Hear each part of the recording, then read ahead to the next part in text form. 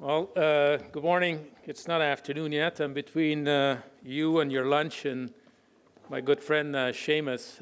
It's good to be here. Thank you very much. I'm told now I'm a senator. I'm not supposed to swear when I speak publicly. I'll try really hard, but it's good to see you in person. I know it feels strange now that we're still wearing our masks. We're not sure what we're supposed to do, but I have to say the last 2.5 years have been really hard.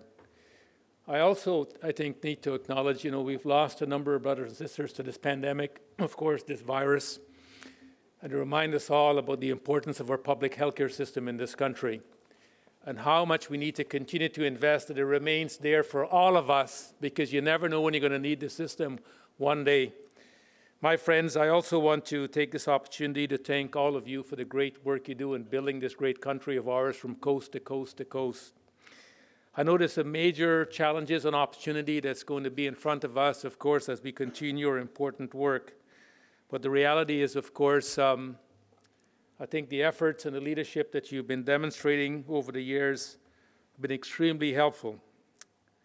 In about 56 days from now, I'll be celebrating 1-year anniversary of being a senator. I have to say, by the way, we need more working people in the Senate that come from the trade union movement.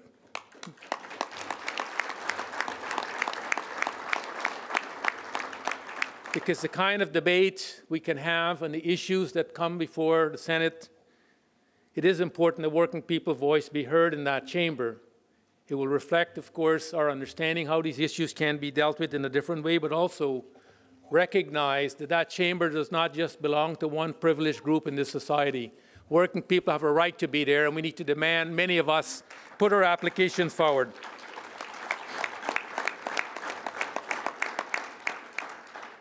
Now, I'm speaking to you at a time when, of course, regardless of where you live in this country, the challenge that's going on in Ukraine, it's truly, truly, truly sad. I never thought I would wake up one morning to watch, of course, the country being invaded and being destroyed brick by brick, tongue by tongue, city by city. What Russia is doing in Ukraine is absolutely wrong, and we need to be in solidarity with the Ukrainian people 100%.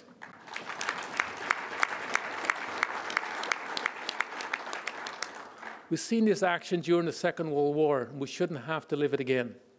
But this is not a way for us to solve our problems around the world.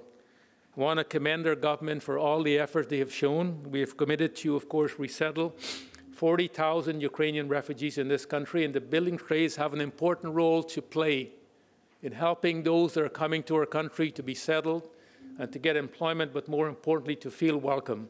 Whatever you can do in your local union or your international union to support the resettlement of the 40,000 Ukrainians coming to this country, please, you don't need my direction to this. Do whatever you can, because it will make a difference. Every single one of them that come here will make great citizens for our country, will make this country an even stronger place than it is today, my friends.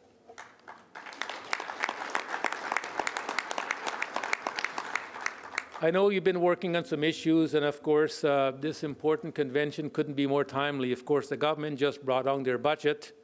I know it's been quite some time that you've been working to get the mobility tax credit. Well, it's finally done, and you need to congratulate yourself for the hard work that you put in over the number of years to push the government to do this. By the way, this will help our members. It will ensure, of course, where there's a job, they can take it, and more importantly, this is the right thing for our government to do to ensure that deductions is there. My important point, of course, in this is that just because government says no doesn't mean we give up. How many times you've been to the table to ask them to do this and it wasn't in the budget in the past? Well, we know it's one thing as working people, we never accept no. And if we have to change government, we'll do that too to get them to do it. But finally, you've been heard, and more importantly, it's a great victory for our members right across the country, so thank you for the hard work.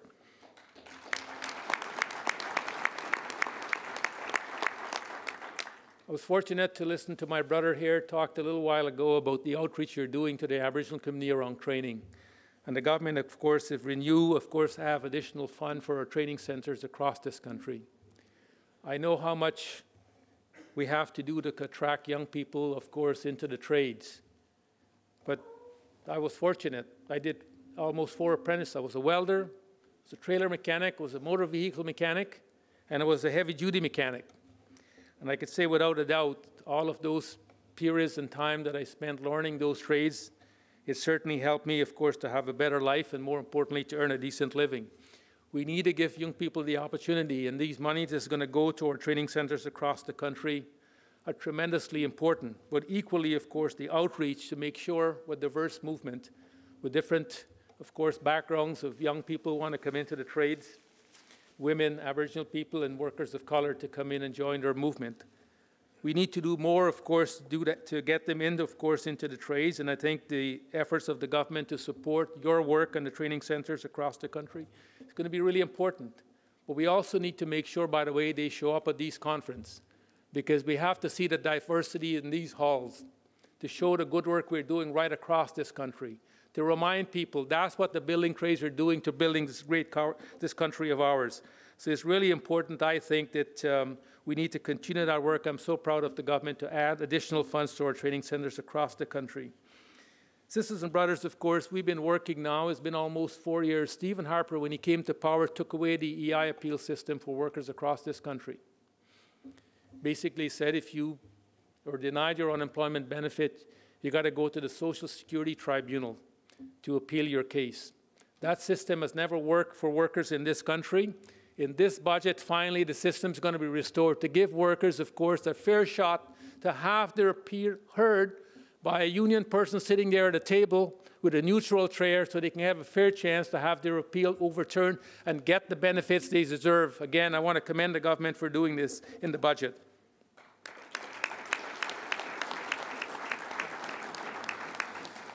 I know a number of our affiliates, of course, in the hall here have been lobbying the government around small modular nuclear reactor and to put more resource there. Again, in the budget, the government is committed to doing that. But that in itself is not going to get the magic. We've got to work hard to push the envelope. As you know, there are some detractors who will say you shouldn't do this. The fact of the matter is we want to get power to the north. If we don't stop using diesel, modular reactor will make the difference in giving them power in the north while they continue to work to have alternative power, solar and others.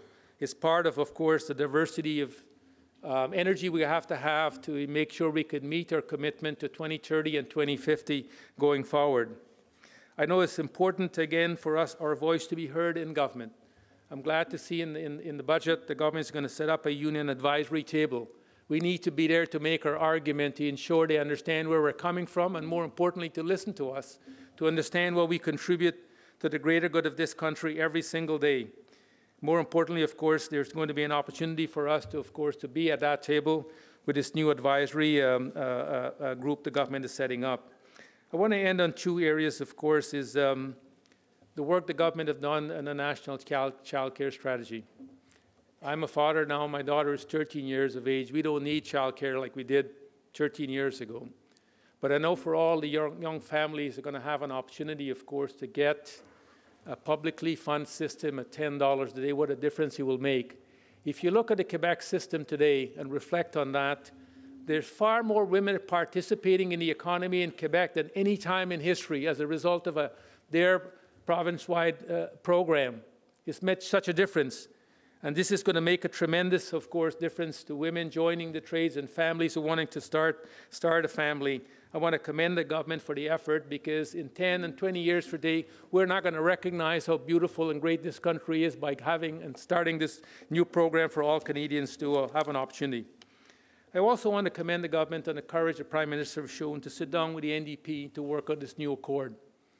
It will give us stability over the next number of years, so we don't have to worry that, oh my God, we're going to go into an election tomorrow morning.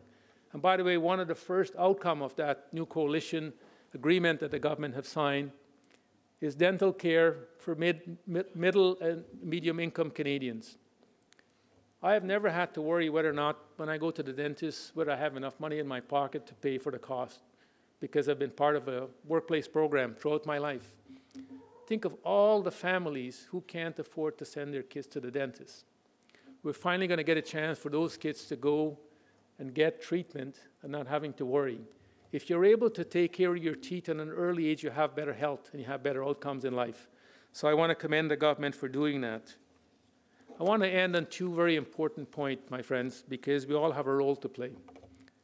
I witnessed here, as doing my job as a senator, saw the occupation that took place in this city.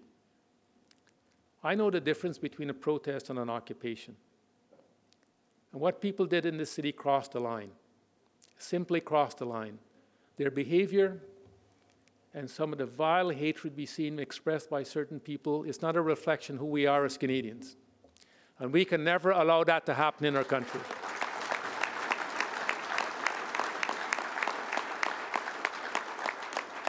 Because if we allow that to happen in our country, it means it will also happen in our union. And it will destroy our movement. And we have to stand up and be counted and tell people it is wrong. There's nothing wrong if you don't want to wear it. You don't want to wear a mask, that's fine. You don't want to get vaccinated, that's fine. But at the end of the day, you cannot impose your will on others. As a result of mask and vaccination, that's where we're coming out of this pandemic. We'll listen to some of these clowns that was out in the streets will tell us, oh my God, the world will come to an end. I got a smallpox vaccine when I was young. Nobody asked me, but by the way, I'm a better person for it. Most recently, they said, you're older now, you need to think about shingles. I said, shingles? My doctor said you should go get your vaccine. I got my vaccine. I know at least I'm not going to get sick with shingles. These things do make a difference. But what I watched that happened in this city, my friends, it was wrong. And more importantly, we got a role to challenge some of our members who sometimes think like that, to get them to think different. The last point I want to end on, you'll see some stats coming out from Census Canada. We are getting older as a society. Hey, I'm one of them. I never thought I would be here. Here I am. I'm older now. The fact of the matter is, we're going to have to do an even harder job in recruiting people to take our responsibility in our movement, but also to come into the trades. This is going to bring tremendous challenge to our country. We're going to have to rely on more people coming into our country through immigration. How do we integrate them better within our movement, to grow our movement, to build our movement? And more importantly, how do we ensure, of course, we can continue to grow our population as we get older? For some of us who are older, you start collecting your CPP and your OAS. I don't need to remind you, we need a younger generation to pay for it. So just on that point, we're going to have to do a tremendous amount of work as how we continue to see this country grow and prosper. And of course, climate change is going to bring some tremendous challenge for us. The government has set a target that we have to reach by 2030. And then they set another target that we have to reach by 2050. That means there will be some change. There will be some disruptions in the things we do. But we can still create new work to make sure that nobody will lose their job as a result of these changes. The government must commit to bringing a just transition program for those workers who are going to be impacted. But at the same time, we can retrofit the buildings that need to be retrofit. We need to put a grid right across this country so if you're driving an electric car, you can get from Toronto to Vancouver because you got a place to stop to recharge it going forward. That will create thousands of work for IBEW members and others in the building trades. As we retrofit the buildings, it will create all kinds of work for, of course, our members who do that work within the building trades at the end of the day. Climate change is not something for us to fear. We should embrace it. I had the good fortune of co-chairing the government task force on the phase out of coal. Was it hard? Yes, it was hard.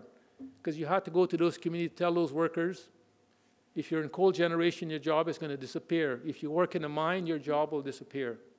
But we can help you build a better future, a brighter future. But it requires governments to become partners with those workers and those communities to ensure we'll have new investment to create new work. We'll retrain those who need to be retrained so they can do other things.